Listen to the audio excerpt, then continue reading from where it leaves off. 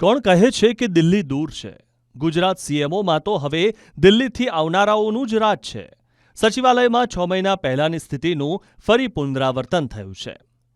વિક્રાંત પાંડે અને અજય કુમાર, આ બે નામ અત્યારે સત્તાના ગલિયારામાં સૌથી વધુ ચર્ચામાં છે. ડેપ્યુટેશન પૂરું કરી આ અધિકારીઓએ સીધી જ મુખ્યમંત્રી કાર્યાલયમાં એન્ટ્રી મારી છે અને તેમના કદમાં પણ જંગી વધારો થયો છે. વિક્રાંત પાંડેને એડિશનલ પ્રિન્સિપલ સેક્રેટરી સાથે માહિતી પ્રસારણનો ચાર્જ મળ્યો છે, તો અજય કુમારને સેક્રેટરી પદ સાથે મેરીટાઈમનો હવાલો સોંપાયો છે. ટૂંકમાં આ બંને અધિકારીઓને દિલ્હી રિટર્ન ફેક્ટર જોરદાર ફળ્યું છે. જો કે એ પણ વાસ્તવિકતા છે કે ગુજરાતમાં ભલે સીએમઓ હોય, પણ દિલ્હી સીધી નજર રાખશે એ નક્કી છે. સિક્યુરિટી સાઇડમાં રહી છે અને દિલ્હીનું કનેક્શન મેદાનમાં છે. ગુજરાતમાં બદલાતા આ સમીકરણો પર સૌની નજર છે.